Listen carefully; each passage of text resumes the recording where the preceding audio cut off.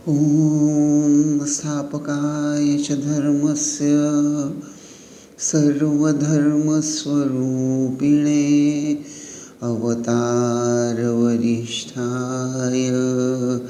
रामकृष्णाय ते नमः। नमस्कार। आइए वचनामृत का यह चिंतन आगे बढ़ाते हैं। हम दशम परिच्छेद या दशम अध्याय उसको लेकर चिंतन कर रहे हैं। 16 अक्टूबर 1882 वहाँ हम लोगों ने देखा श्री रामकृष्ण देव ने भक्त का निमित्त बनाकर एक स्वप्न का दृष्टांत हमारे सामने रखा और उस स्वप्न के दृष्टांत के माध्यम से अवतार का जो कार्य है, एक कार्य तो निश्चित रूप से जैसे वह ब्राह्मण स्वप्न में कहता है कि जल के नीचे बराबर पुल हैं, अर्थात पुल द ब्रिज की उपयोगिता क्या होती है? ब्रिज की उपयोगिता तो यही है न कि इस किनारे से उस किनारे पहुंच जाएं। और वैसे तो कोई आप लोग कहेंगे कि भाई इस किनारे से उस किनारे जाने के लिए कोई तैर कर जा सकता है, कोई नाव में बैठकर भी जा सकता है। तो बात तो सही है, 100% राइट। लेकिन तैरकर जाने वाला या नाव में बैठकर जाने वाला फिर भी उससे तो पानी से ही गुज़रना पड़ता है। शायद पानी गहरा है तो कुछ जो संभावनाएं हैं, अगर तैरकर जा रहा है कुछ हो गया तो शायद वह तैरने वाला व्यक्ति अच्छा तैराक होते हुए भी कभी कभी हम देखते हैं वह तैराक बहुत अच्छा स्विमिंग जानता है फिर भी डूब जाता है, या कभी नाव उलट जाती है। ये सब जो संभाव्य प्रॉब्लम्स हैं, ये जो संभाव्य धोखे हैं। लेकिन अगर हम ब्रिज से जाएं तो ये सब बातें तो होने की रह ही गई अलग एक बाजू। एक तरह से धोखे, डेंजर कम हो गया। हाँ, फिर अगर तर्क ही करना है तो कोई कहेगा कि महाराज वो ब्रिज बड़ा नाजुक हो गया है। हाँ भाई, ये हो सकता है, मान लिया कि वो ब्रिज नाजुक हो गया है तो उसको उससे ऊपर जाते हुए हमें संभल कर ही जाना है। लेकिन मूलतः यहाँ इतना सब कुछ सोचने की खास ज़रूरत नहीं है। यहाँ एक सिंबॉलिक रूप से जैसे ये बताया जा रहा है कि we can go from this shore to another shore very easily if there is a bridge. तो इस छोर से उस छोर जाना, यह भी एक सिंबॉलिक ही बात है। अर्थात हम भवसागर के इस किनारे खड़े हैं और इस किनारे ही सिर्फ खड़े नहीं हैं, हम इस संसार के जाल में बहुत अटकते जा रहे हैं। तो ये भवसागर में इसमें तैर कर जाना ये तो और कठिन बात है क्योंकि बहुत बड़े भंवरे हैं। लेकिन हाँ, अगर पुल हैं तो इस छोर से उस छोर जाना बहुत आसान हो जाता है। तो यही बात, यानी यही एक अवतार तत्व है कि अवतार क्या है। एक तरह से तो अवतार, it is just like a bridge which connects जीवा विथ शिवा। अवतार एक ऐसे जीव हैं, ऐसा बोलेंगे, नर रूप में आए हैं इसलिए ऐसा बोल रहा हूँ। वैसे अवतार जीव तो है ही नहीं, लेकिन मनुष्य देह में है तो he pretends as if he is like a common man। He is like a common जीवात्मा, लेकिन उनके माध्यम से he is like a bridge. उनको पकड़ पकड़ कर सर्वसामान्य जीव जो हैं वह जीवात्मा परमात्मा से एकरूप हो जाता है, परमात्मा का, भगवान का दर्शन करता है, करने में सफल हो जाता है। और ये सब वर्णन होने के बाद में वह रात बीत चुकी हैं। 16 अक्टूबर बीत चुका है, 17 अक्टूबर 1882 मंगलवार आ गया है और वहाँ फिर से वर्णन प्रारंभ होता है, जिसका विस्तार से थोड़ा वर्णन हमने देखा ही है। वहाँ देख रहे हैं श्री रामकृष्ण देव को एक वो जो सुबह मॉर्निंग रूटीन ऐसा बोल सकते हैं, आजकल यूट्यूब पे कितने मॉर्निंग रूटीन को लेकर वीडियो आते हैं। तो जैसे श्री रामकृष्ण एक मॉर्निंग रूटीन, सुबह जल्दी उठकर हमें क्या करना चाहिए उसको लेकर मार्गदर्शन भी करते नज़र आ रहे हैं, और हृदय में क्या भाव होना चाहिए उसका भी यहाँ एक प्रकार से श्री रामकृष्ण देव मार्गदर्शन करते हैं। उसी के साथ साथ वे अपने सत्य स्वरूप की ओर एक इशारा भर कर देते हैं। यानी यहाँ मूलतः हम देखेंगे कि 4 बातें प्रस्तुत हो गई हैं जो हमारे जैसे सामान्य जीव के लिए एक साधना के रूप में ईश्वर के साथ जुड़ जाने में, ईश्वर के चरणों में लो लगाने में बहुत सहायता करने में मददगार साबित होगी। तो ठाकुर यह बोल रहे हैं, यानी वर्णन हम पढ़ रहे हैं कि बालक की भांति दिगंबर हैं। अर्थात ये दिगंबर शब्द, तो क्या हमको ऐसा दिगंबर होना है क्या? माफ़ कीजिएगा, वैसा कुछ नहीं, लेकिन इस शब्द के माध्यम से श्री रामकृष्ण हमें यह जता रहे हैं कि साधन भजन, भगवान की साधन भजन करने के लिए जब हम प्रस्तुत होते हैं तो बाकी सब अन्य बातों की चिंता या उसको लेकर हमारे मन को उलझाए नहीं रखना है। दिगंबर यह शब्द एक तरह से आप अष्टपाश का प्रतिनिधित्व करने वाला उस रूप से भी ले सकते हैं। ये अष्टपाश ही तो हैं जो जीव को बांध कर रख रहा है, इसको पाश ही बोल रहे हैं, बांधने वाला। तो जैसे श्री रामकृष्ण देव कह रहे हैं, ये अष्टपाश, लज्जा, घृणा, भय, ये सब छोड़कर बाकी सब चिंता, आज मेरे बेटे की एग्ज़ाम है, पता नहीं पेपर आसान आएगा या नहीं, बेटा या बेटी ठीक परीक्षा देगी या नहीं, ये दुनियादारी, ये सब चिंता सबको छोड़कर आप भगवान के चिंतन में डूबने का प्रयास कीजिए। फिर क्योंकि उसके बाद ये जो वर्णन हम देखते हैं कि ठाकुर कभी गंगा जी का दर्शन करते हैं, कभी देव देवियों के चित्रों के पास जाकर प्रणाम करते हैं।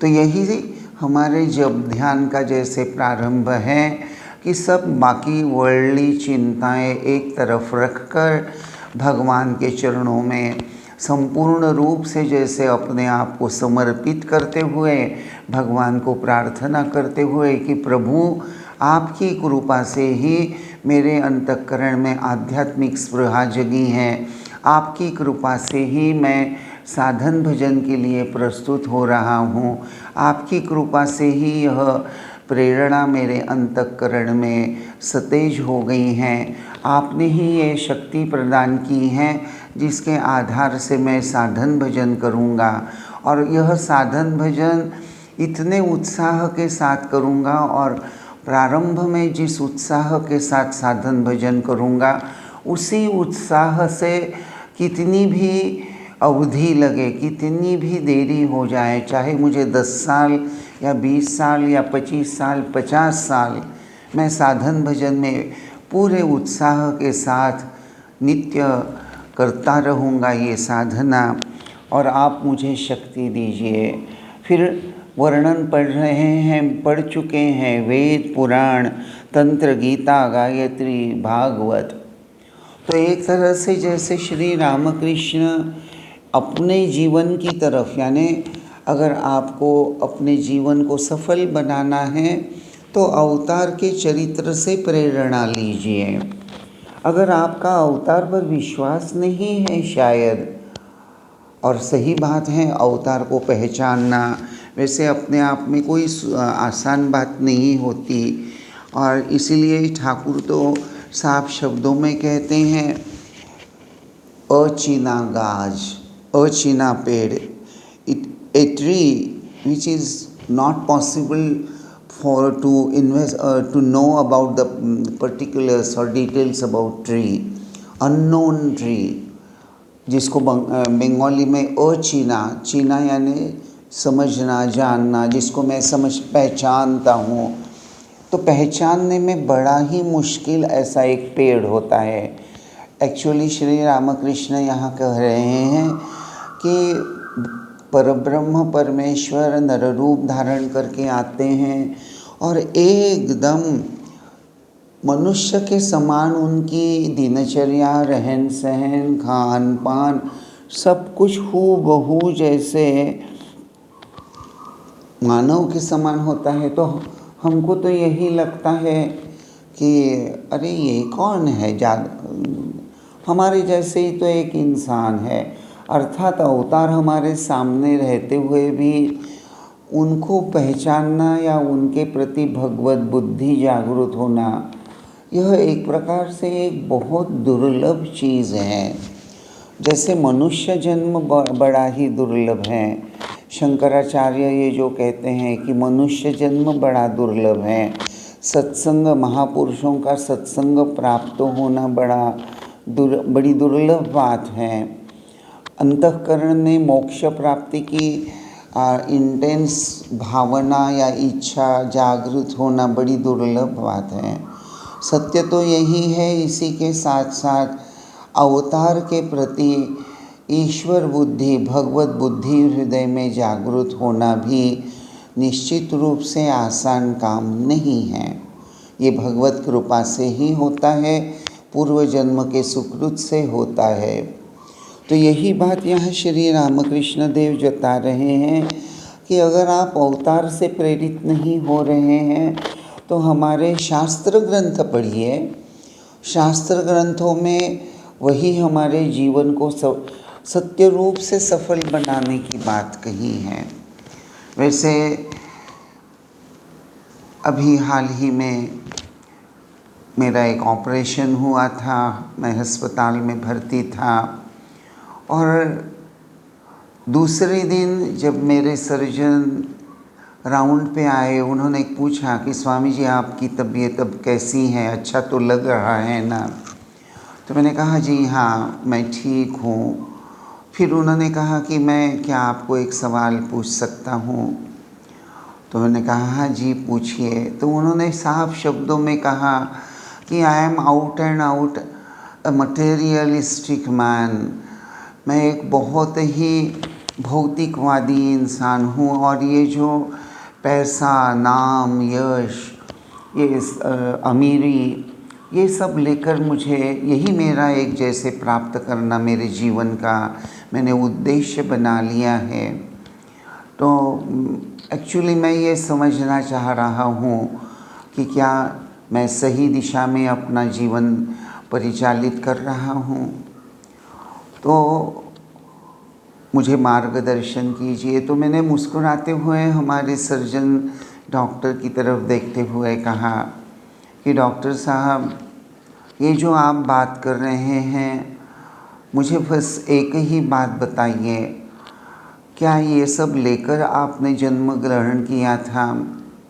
और मान भी लेते हैं आपका करियर, आपका प्रोफेशन जिसमें आप बहुत सफल हैं, लेकिन ये सफलता की परिभाषा या सफलता किस दृष्टि से आप मानते हैं या आप महसूस करते हैं, या may be that is your highest dream. तो मैंने कहा यही ना कि आपका एक बहुत सुंदर आलीशान पैलेस नुमा बहुत अच्छा बंगला हो रहने के लिए, घर में सभी लग्जरी आइटम हो, आपके पास बहुत अच्छी लग्जरी 1 2 4 गाड़ियाँ हों, बहुत नौकर चाकर हों, आपका स्वास्थ्य अच्छा रहे, आपको समाज में प्रतिष्ठा, नाम, यश, यही सब आप सक्सेस की, सुयश की परिभाषा करते हैं और इसी को लेकर क्या अपना जीवन आप सजाना चाहते हैं।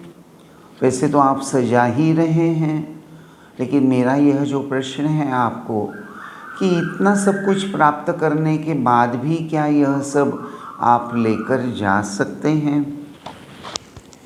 तो उन्होंने कहा कि महाराज मैं लेकर तो नहीं जाऊंगा, न लेकर आया हूँ, लेकिन यह बात तो सत्य है ना कि लेकर नहीं आया, लेकिन लेकर नहीं आया से वहाँ ये जो अंतिम छोर हैं, लेकर कुछ जाने वाला नहीं हूँ, लेकिन ये बीच के अंतराल में तो am I not going to lead a very happy life.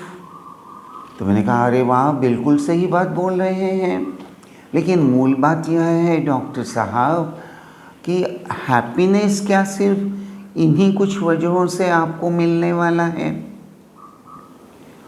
ज़रा सोच कर देखिए कि किसी गरीब इंसान का जब आप फ्री ऑपरेशन कर देते हैं, वैसे जब आपका ऑपरेशन सक्सेसफुल होता है तो आपको खुशी होती है, वैसे उस खुशी को, उस आनंद को, उस प्रसन्नता को, उस हैप्पीनेस को क्या कभी आपने एनालाइज करके देखा है?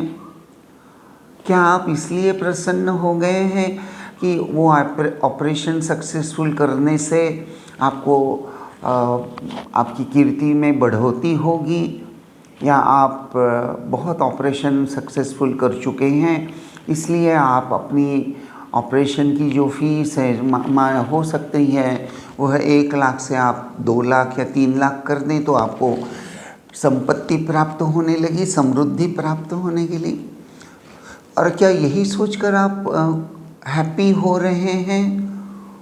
ज़रा सोच कर देखिए कि आपके हैप्पीनेस का, आपके आनंद का वास्तविक स्वरूप क्या है। शायद मैं जो अभी वर्णन आपको कर रहा हूँ यह व्यावहारिक रूप होगा, लेकिन क्या बात यहाँ तक ही ख़त्म हो जाती है? तब डॉक्टर सीरियस हो गए और कहने लगे, ओह आई गॉट योर पॉइंट।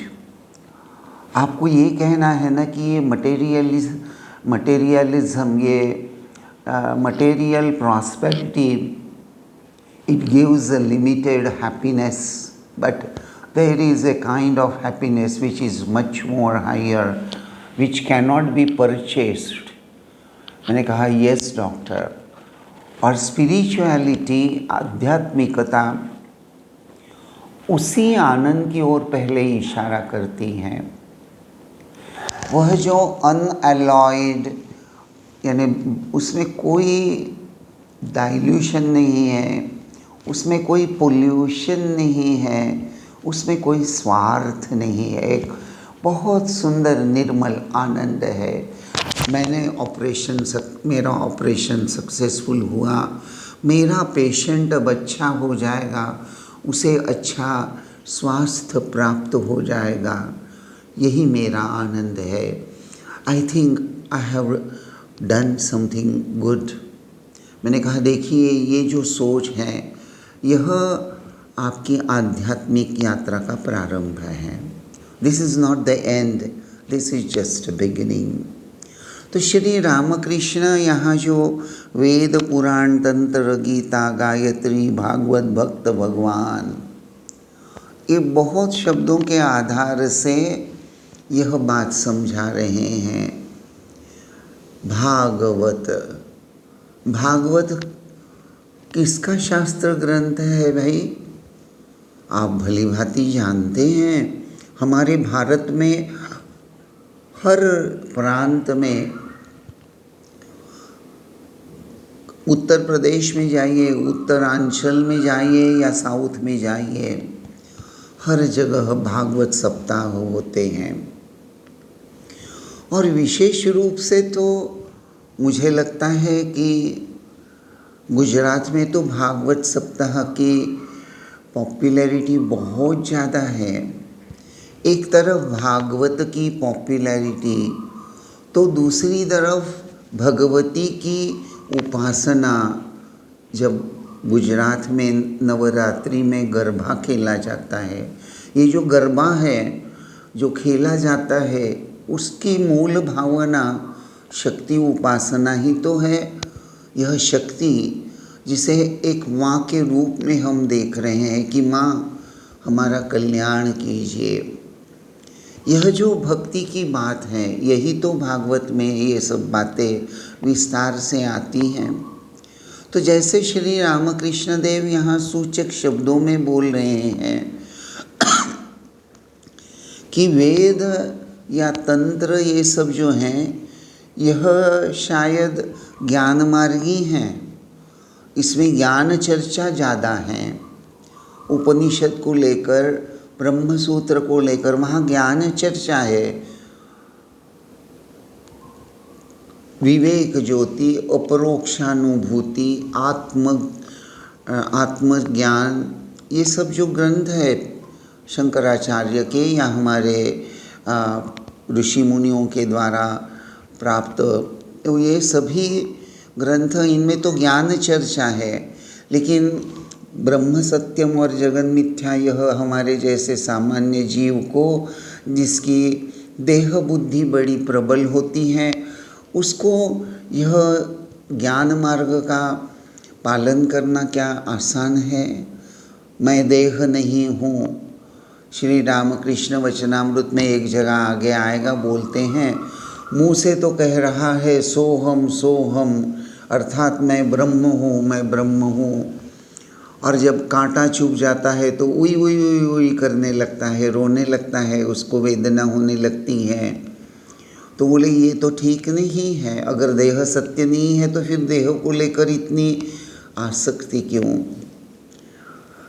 एक छोटी सी बात बोलना चाहूँगा जो हमारे रामकृष्ण मठ के एक बहुत सीनियर सन्यासी, ज्येष्ठ सन्यासी, वरिष्ठ सन्यासी महाराज ने हम लोगों को बताई थी।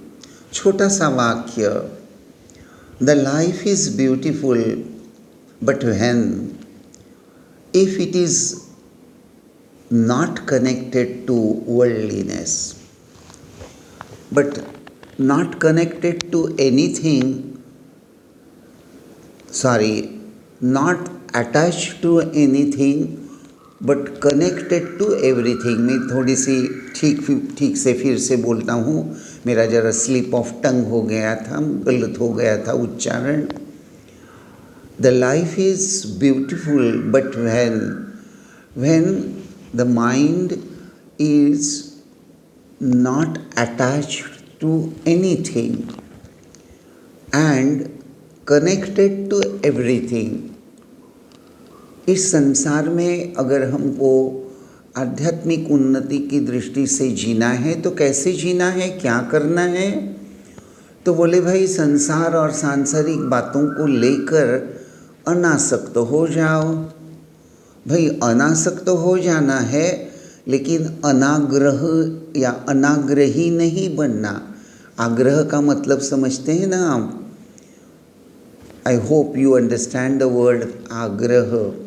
आग्रह यानी बहुत इंटेंस इच्छा, मुझे चाहिए मुझे चाहिए। ये जो एक आग्रह है, प्राप्त करने का आग्रह, सुयश प्राप्त करने का आग्रह, तो कह रहे हैं no attachment to anything in the world. किसी से हमारी आसक्ति ना रहे, हम सब दुनियादारी को लेकर अनासक्त रहे।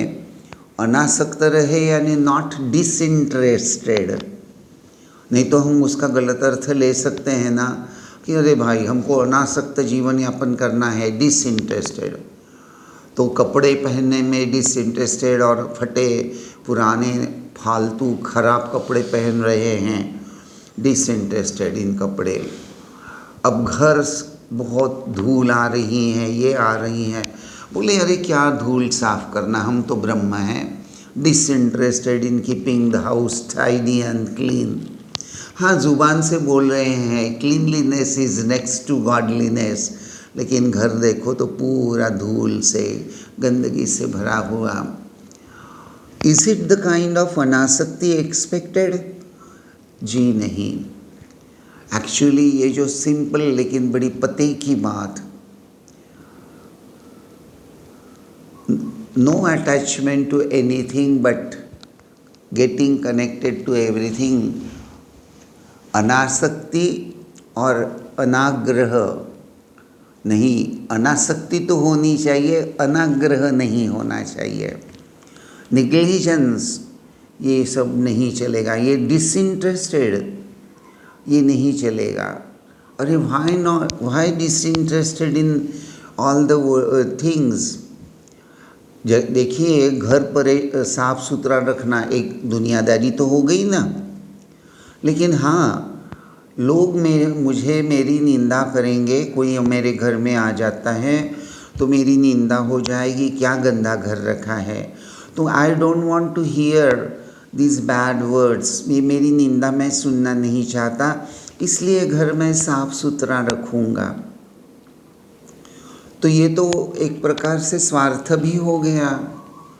लेकिन यही भाव अगर हम बदल देते हैं कि नहीं, भगवान मेरे घर में रहते हैं, वे मेरे घर में सब जगह घूमते हैं, वे ड्राइंग रूम में आते हैं, वे किचन में आते हैं, वे डाइनिंग रूम में आते हैं, वे बरामदे में आते हैं, मेरे बेडरूम में आते हैं।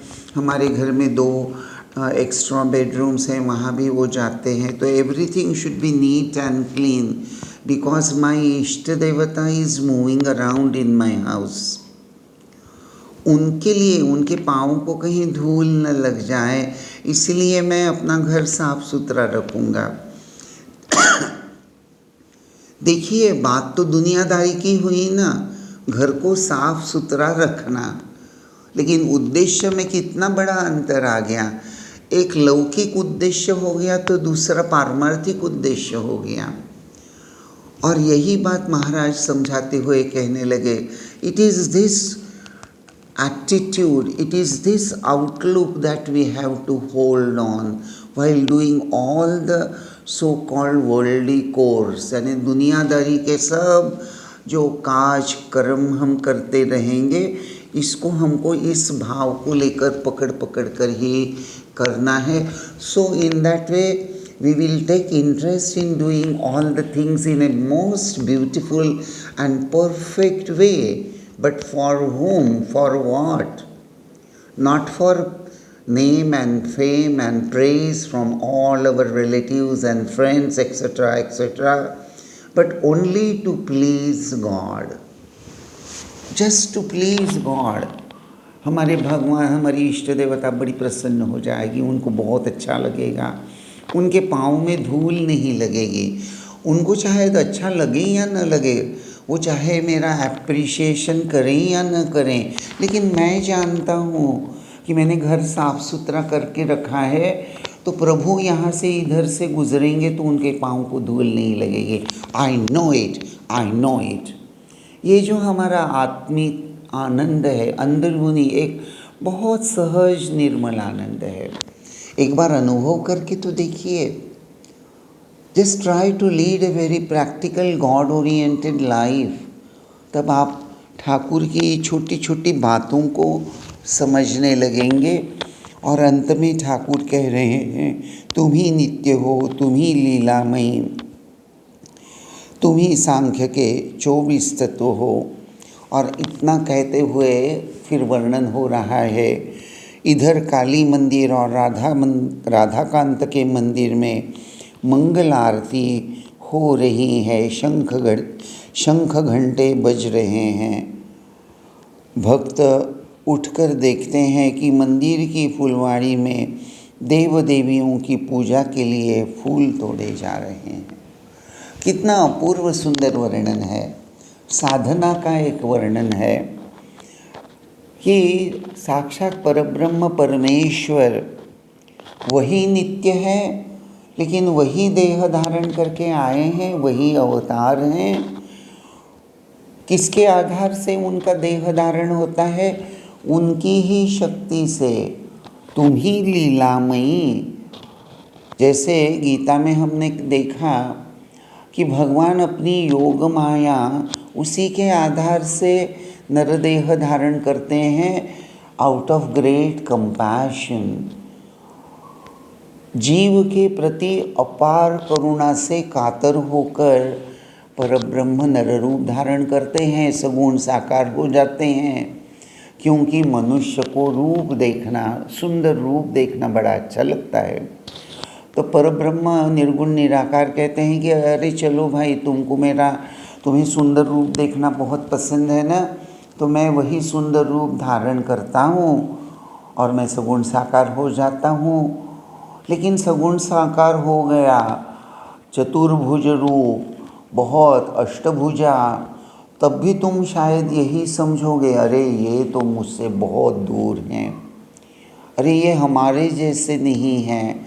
तो चलो भाई, मैं तुम्हारे जैसा ही बन जाता हूँ, ताकि फाइनली तुम मेरे जैसे बन जाओ।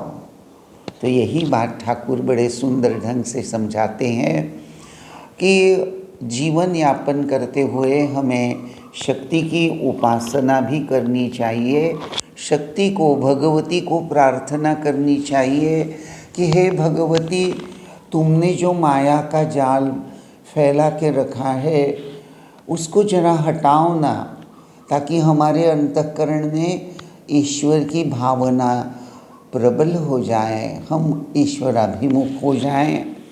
तो यही बात श्री रामकृष्ण देव वचनामृत में बड़े सुंदर ढंग से वर्णन कर रहे हैं।